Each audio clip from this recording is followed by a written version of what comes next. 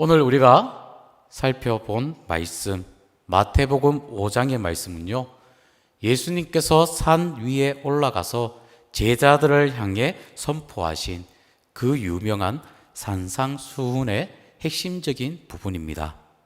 예수님께서 장차 하나님 나라의 백성으로 살아갈 성도들을 향해 말씀을 하시는데요.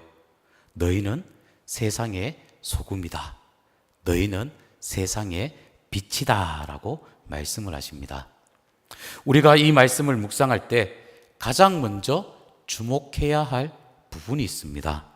그것은 무엇이냐면 예수님께서 우리에게 너희는 세상의 소금이다 라고 말씀을 하시면서 소금이 되기 위해서 피나는 노력을 하거라, 혹은 열심히 도덕적으로 살아서 빛이 되거라 라고 말씀하지 않으셨습니다.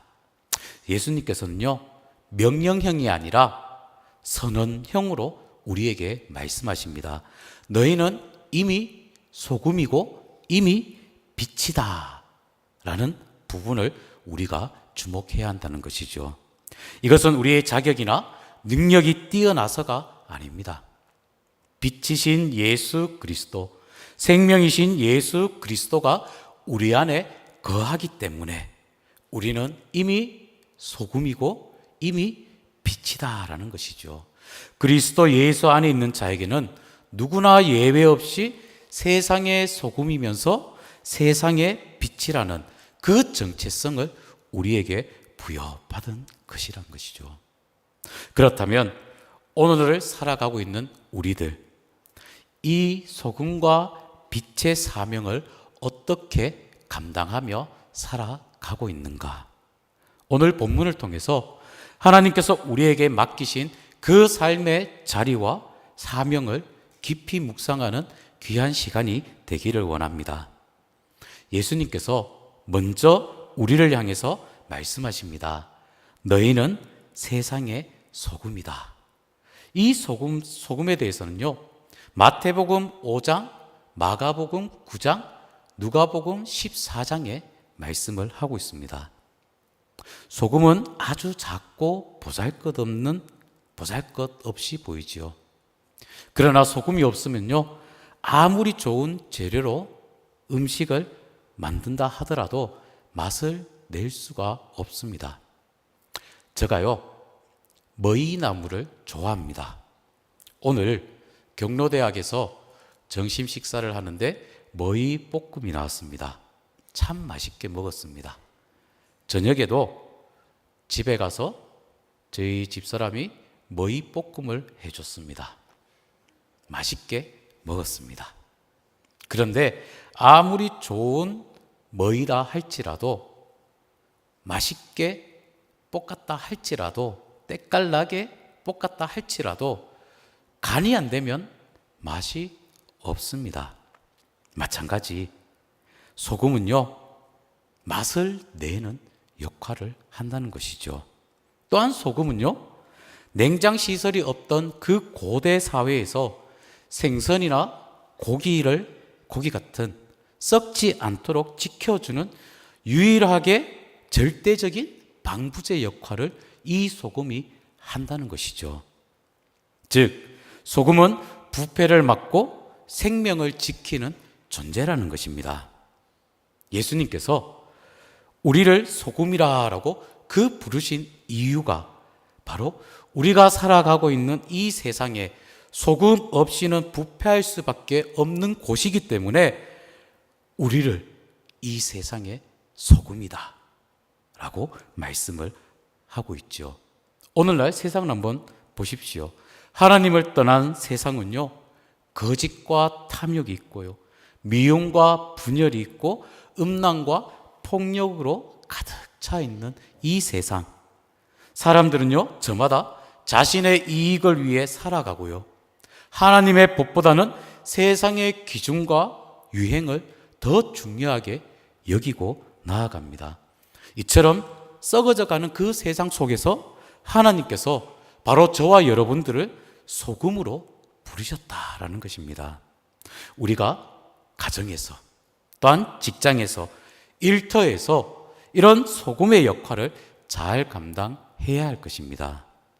모두가 거짓을 말할 때 정직을 선택한 사람, 모두가 이기적으로 살아갈 때 사랑으로 묵묵히 섬기는 사람, 모두가 미워하고 반목할 때 용서하고 화해의 손길을 내미는 그런 사람이 바로 소금이란 것이죠.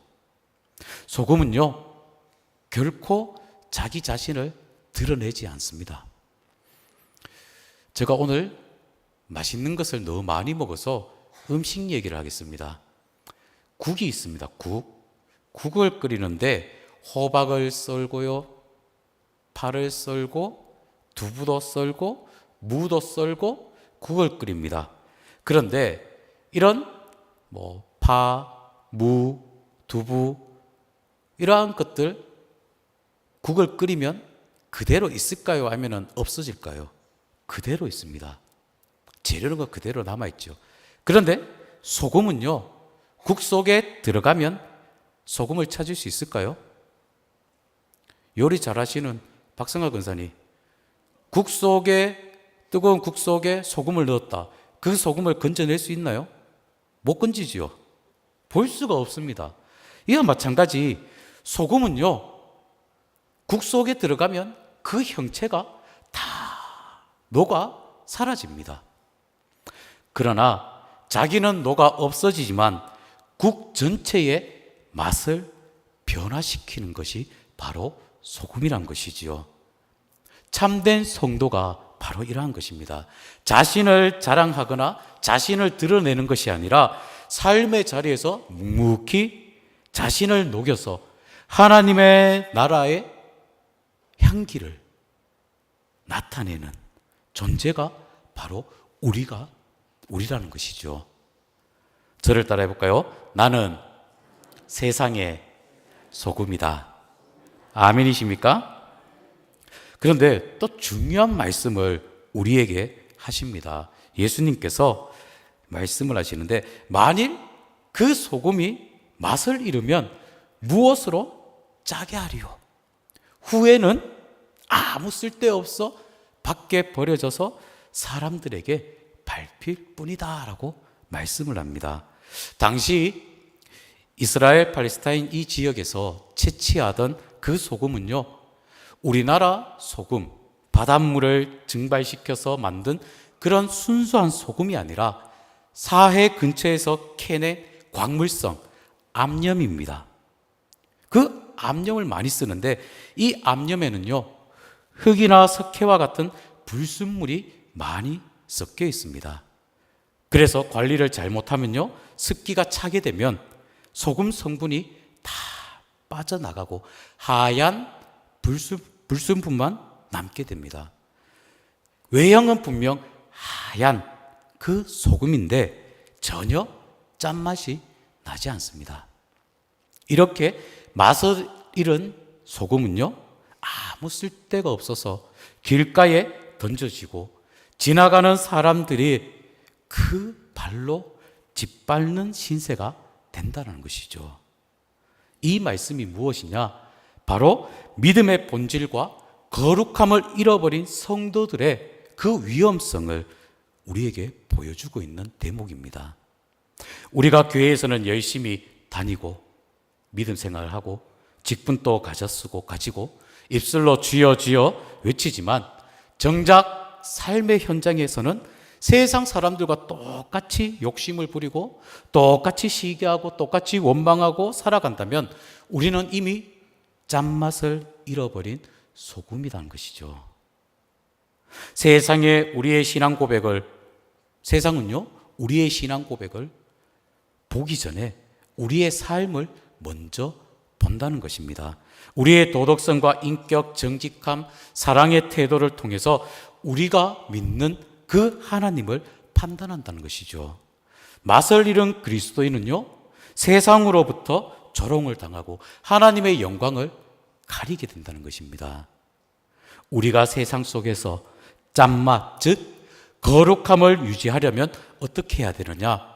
날마다 하나님과의 친밀한 관계를 유지해야 하고 세상의 유행이나 그 가치관에 물들지 않고 매일 기도의 자리 지키고 말씀을 늘 가까이 하며 성령 안에서 깨어 있어야 한다는 것입니다. 내가 죽고 내 안에 그리스도가 사실 때에만 우리는 소금의 맛을 잃지 않다라는 것이죠. 저는 우리 11분과 함께 성경 공부를 합니다. 믿음의 생활 지침. 처음에는 찬양 생활에 대해서 말씀을 공부를 했습니다. 찬양이 우리의 영적 튜닝이다. 하나님과 나와의 코드를 맞추는 것이다. 그리고 찬양은 바리케이트다. 어려움을 막아주는 바리케이트 역할을 한다. 그래서 우리의 입술 늘 찬양하며 하나님의 뜻 코드를 맞추고 어려움을 막는 그러한 찬양 생활을 합시다. 그리고 지금은 말씀 생활을 하면서 하나님의 방대한 말씀을 저희들이 묵묵 성경 공부를 하고 있는데, 오늘 우리 성경 공부한 학생들은 머릿속에 딱 이게 이러한 메시지가 머릿속에 돌고 있을 것입니다. 아, 소금 5914구나. 빛 548이구나. 이걸 지금 머릿속에 기억을 하고 있을 것입니다. 하나님의 말씀을 늘 가까이 하면서 하나님 말씀이 내 삶의 중심이 되고 우리의 좌로나 우로나 치우치지 않도록 우리를 붙드는 귀한 토양이 바로 말씀이란 것이죠. 오늘 이 시간 우리 모두 다가 정말 우리의 입술 하나님을 찬양하고 또한 하나님의 말씀을 늘 묵상하며 좌로나 우로나 흔들림이 없고 오직 하나님의 자녀로서 믿음의 삶을 온전히 살아갈 수 있기를 간절히 원합니다. 또한 예수님께서 말씀하십니다. 너희는 세상의 빛이다 라고 말씀을 합니다. 이 빛은요, 마태복음 5장, 마가복음 4장, 누가복음 8장의 말씀이 나옵니다. 빛의 가장 큰 특징은요, 어둠을 몰아낸다는 것이죠. 어둠이 아무리 깊고 짙어진다 할지라도 작은 촛불 하나를 켜게 되면요, 그 어둠은 즉시 물러가게 된다는 것이죠. 본래 우리는 어둠이었습니다. 죄와 절망 가운데 방황하던 우리 인생이었죠. 그러나 참 믿으신 예수 그리스도께서 우리 마음에 찾아오셔서 우리를 빛의 자녀로 삼아 주셨습니다. 이제는 우리가 그 빛을 받아서 세상을 향해 반사하는 그 반사경이 돼야 된다는 것이죠. 세상을 밝히 비치는 그러한 빛의 사명을 우리가 감당을 해야 할 것입니다. 오늘 본문 14절과 15절 말씀을 다시 한번 말씀을 읽어보도록 하겠습니다. 14절입니다. 함께 읽습니다. 너희는 세상의 빛이라. 산 위에 있는 동네가 숨겨지지 못할 것이요, 사람이 등불을 켜서 말 아래에 두지 아니하고 등경 위에 두나니 이러므로 집안 모든 사람에게 빛이 느니라. 아멘. 빛은 결코 숨길 수 없습니다. 밤이 되면요, 산 위에 있는 동네의 불빛이 저 멀리서도 그 불빛이 훤히 보인다는 것이죠. 이 말씀이 무엇이냐? 우리가 믿음의 삶을 살아가는 우리 삶 속에서 많은 사람들에게 예수님의 그 사랑을, 예수님의 그 은혜를 우리가 보여줘야 된다는 것입니다. 내가 살아가는 가정의 안방에서부터, 아니 직장의 사무실에서부터 일터에 있을 때에라도 사람들을 대하는 나의 태도, 그 은밀한 선택 속에서도 그리스도의 빛이 우리 삶 속에 나타나야 된다는 것이죠. 그래서 절망하고 낙심한 이웃들에게 따뜻한 위로의 빛을 비추시고 마음이 미움이 가득한 자들에게 우리의 사랑의 빛을 비춰줘서 그 마음이 미움이 사랑으로 변화되고 다툼이 있는 곳에 화평의 빛을 비춤으로 평화가 찾아오는, 평화가 깃드는 그러한 사명을 우리가 감당을 해야 한다는 것이죠. 마지막으로 16절 말씀 함께 말씀을 보도록 하겠습니다. 시작. 이같이 너희 빛이 사람 앞에 비치게 하여 그들로 너희 착한 행실을 보고 하늘에 계신 너희 아버지께 영광을 돌리게 하라. 아멘. 착한 행실을 보고 하나님께 영광을 돌리게 하라. 예수님께서 소금과 빛으로 살아가는 우리들에게 목적을 가르쳐 주십니다. 그 목적이 바로 오늘 말씀, 많은 사람들에게 빛이 돼 너희 착한 행실을 보고 하나님께 영광을 돌리게 하라. 우리가 이 세상에 소금과 빛으로 살아가는 이유, 나의 이름을 드러내는 것이 아니라 저 사람 정말 믿음 생활 잘하는 사람이야 라는 그렇게 칭찬받기 위해 우리가 살아가는 것이 아니라 오직 우리의 삶을 통해서 하늘에 계신 아버지께 영광을 돌리게 하기 위함임을 우리는 반드시 기억해야 한다는 것입니다. 여기서 말하는 착한 행실이란 것은요, 거창하고 위대한 업적을 나타내는 것이 아닙니다. 초대교회 성도들은요, 로마 제국의 극심한 박해 속에서 또 전염병 속에서도 자신들을 박해하던 그 원수들을 저주하지 않고 오히려 그들을 위해 기도했습니다. 가난하고 소외된 자들을 조건 없이 섬겼습니다. 세상 사람들은 그들의 착한 행실을 보았습니다. 비록 기독교를 박해했지만 성도들의 삶을 보면서 과연 저들이 믿는 하나님은 살아계시구나 인정을 하게 되고 하나님께 영광을 돌렸고 결국 로마 제국이 복음화되는 그 기적이 일어나게 되었던 것이죠. 원하고 바라옵기는 우리들 또한 이러한 믿음의 자리, 믿음의 삶을 보여줘서 하나님의 영광을 드러내시는 복된 삶을 살아가시길 바랍니다.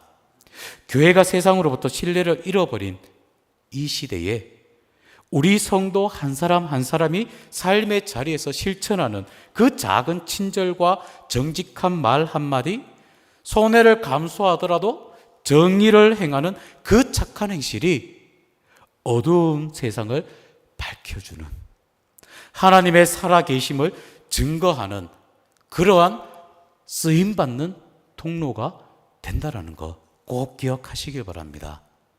말씀을 정리한다면요, 오늘 예수님께서 우리에게 말씀하십니다. 너희는 세상의 소금이다. 너희는 세상의 빛이다. 비록 우리는 연약하고 부족하지만 낙심할 필요가 없습니다. 왜? 국 전체를 변화시키는 것은 아주 작은 한 줌의 소금이란 것이죠. 어두운 밤을 밝히는 것은 작은 촛불 하나라는 것입니다. 거대한 태양이 아니라는 것입니다. 작은 촛불 하나. 내가 서 있는 그 자리가 아무리 어둡고 썩어가고 있다 할지라도 내가 소금으로서 녹아지고 빛으로서 타오르기 시작할 때에 하나님은 나 한 사람을 통해서 가정을 변화시키고 지역 사회를 변화시키고 일터를 변화시키고 이 사회를 변화시킨다는 것을 꼭 기억하시길 바랍니다. 남은 한 주간 맛을 잃지 않는 거룩한 소금으로 어둠을 밝히는 선한 빛으로 삶을 살아갈 때 우리의 착한 행실을 통해서 오직 하나님께만 영광 올려드리는 복된 믿음의 삶을 살아가시는 여러분들 삶이 다 되시기를 다시 한번 기도합니다.